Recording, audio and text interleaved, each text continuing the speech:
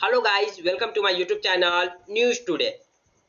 One nation one elections की पहली meeting Delhi में 23 सितंबर को आयोजन किया गया। इस मीटिंग में इस कमेटी के सभी सदस्य शामिल हुए। जैसा कि आप जानते होंगे, इसी साल वन नेशन वन इलेक्शन के लिए कमेटी बनाई गई थी, जिसके अध्यक्ष पूर्व राष्ट्रपति रामनाथ कोविंद जी को बनाए गए थे।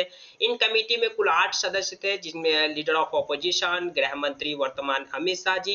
लेकिन leader of opposition Adhir Ranjan Chaudhary ने एक पत्र लिख करके अपने आप को इस कमेटी से बाहर होने की बात कही थी, और अधीर रंजन चौधरी जी ने इस जो पहली मीटिंग संपन्न हुई है, इस मीटिंग में भी हिस्सा नहीं लिए है।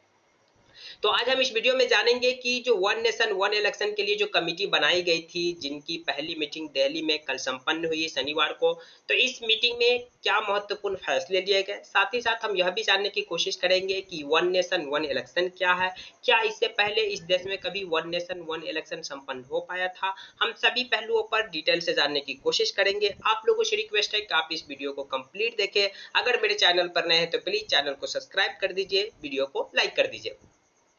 सबसे पहले हम आपको बता दें कि वन नेशन वन इलेक्शन क्या है। तो हम आपको बता दें कि अभी देश के अंदर विधानसभा और लोकसभा के चुनाव अलग अलग समय पर होते हैं। विधानसभा के चुनाव किसी और टाइम पर होते हैं, लोकसभा के चुनाव किसी और टाइम पर होते हैं। और इतना ही नहीं, विधानसभा के भी चुनाव अलग अलग, राज्य के चुनाव अलग अलग समय पर होते हैं। देश के अंदर एक ही साल में 4-5 स्टेट में अगर चुनाव है, तो 4-5 स्टेट के चुनाव भी अलग अलग टाइम पर होते हैं। इससे क्या होता है कि देश के अंदर जो अलग अलग समय पे अलग अलग हिस्सों में अलग अलग जगहों पर जो चुनाव होता है, इसके कारण देश के अंदर हर समय चुनाव का मूड बना रहता है। चाहे वो देश के किसी भी हिस्से में, या तो कहीं विधानसभा का चुनाव चल रहा है, तो या फिर लोकसभा के चुनाव की तैयारी चल रही है। यानी कि देश के अंदर पूरे 5 साल तक कहीं ना कहीं चुनाव के मूड बने रहते हैं।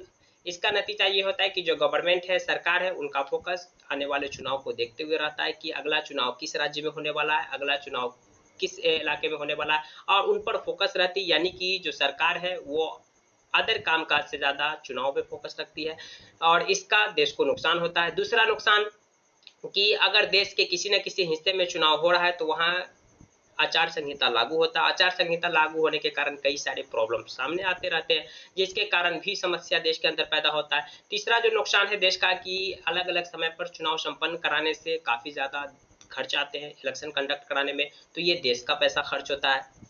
तो ये कुछ प्रॉब्लम है जो ये अलग अलग समय पर चुनाव कराने से।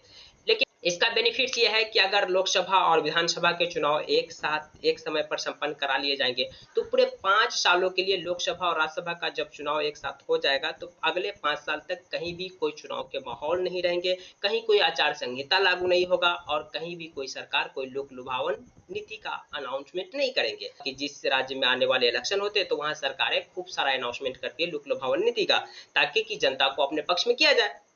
तो इस तरह का भी कोई असर नहीं पड़ेगा। एक साथ चुनाव कराने से खर्चे बचेंगे, यानी कि सारे चुनाव एक साथ हो जाएंगे, तो अगले 5 साल कोई चुनाव नहीं होगा, तो वो जो पैसा खर्च होता है वो बचेगा। इसके अलावा देश के अंदर आचार संहिता नहीं लागू होंगे, तो यानी देश सुचारू रूप से चलेगा, यानी किसी तरह की कामकाज में कोई प्रॉब्लम नहीं आएगी, कोई बाधा उत्पन्न नहीं होगा। तो आपके मन में सवाल आता होगा कि क्या इससे पहले कभी देश में एक साथ लोकसभा और विधानसभा के चुनाव संपन्न हुए थे।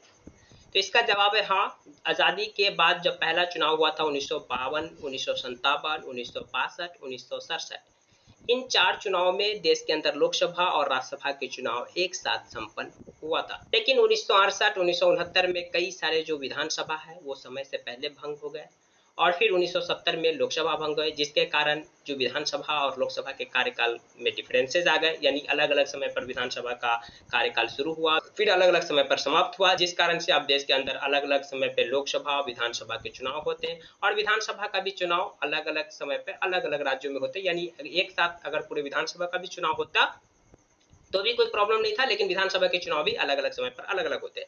हालांकि इनके कई सारे पक्ष में तर्क और भी दिए जाते हैं कि लोकसभा और विधानसभा के चुनाव एक साथ कराने से कई सारे और दिक्कतें का सामना होगा, यानी कि जो वोटर है उन पर इसका प्रभाव पड़ेगा, क्योंकि राष्ट्रीय और लोकल मुद्दे दोनों अलग अलग है। एक साथ चुनाव कराने से जो जनता है वो फर्क नहीं कर पाएंगे कि राष्ट्रीय मुद्दा क्या है, लोकल मुद्दा क्या है, यानी कि मर्ज हो जाएगा। इससे वोट का प्रभाव पड़ेगा, जो राष्ट्रीय पार्टी उसे ज़्यादा फायदा मिलेगा, जो लोकल पार्टी है उसे कम फायदा मिलेगा।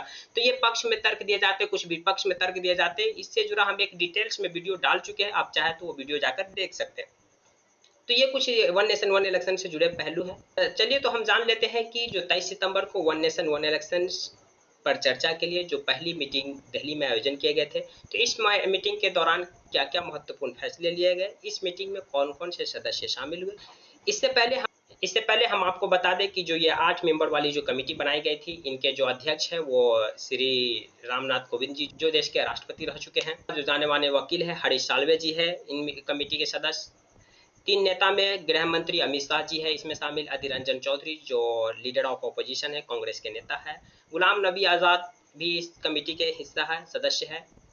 इनके अलावा 3 पूर्व ऑफिसर एनके सिंह जो 15वें वित्त आयोग के पूर्वाध्यक्ष रह चुके हैं। इनके अलावा डॉक्टर सुभाष कश्यप लोकसभा के महासचिव। इनके अलावा संजय कोठारी पूर्व मुख्य सतर्कता आयोग। तो ये 8 सदस्य हैं जिनकी कमेटी बनाई गई है। इनमें से जो अधीर रंजन चौधरी है जो लीडर ऑफ ऑपोजिशन है, उन्होंने अपने आप को इस कमेटी से बाहर करने के लिए पहले ही गृह मंत्री साहब को लेटर लिख चुके थे और उन्होंने इस मीटिंग में हिस्सा भी नहीं लिया। चलिए हम जान लेते हैं कि कौन-कौन सदस्य इस मीटिंग में शामिल हुए।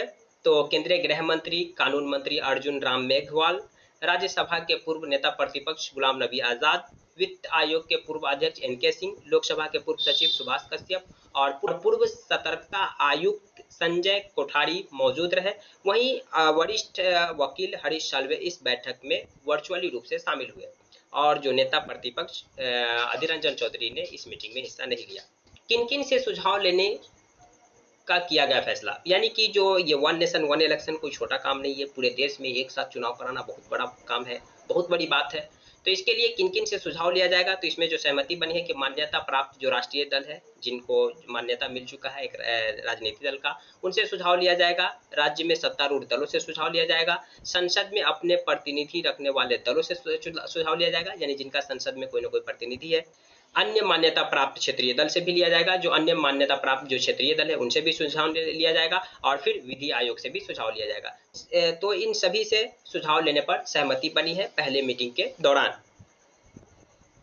इसके साथ ही जल्द से जल्द सरकार से सिफारिश करेगी ये समिति। इस रिपोर्ट को कितने दिनों में सरकार को सौंपना है इसकी कोई तय समय सीमा नहीं है, लेकिन जो ये कमेटी है ये जल्द से जल्द जो अपनी सिफारिशें है वो सरकार को सौंपेगी, ऐसी चर्चा हुई इस पहली मीटिंग के दौरान।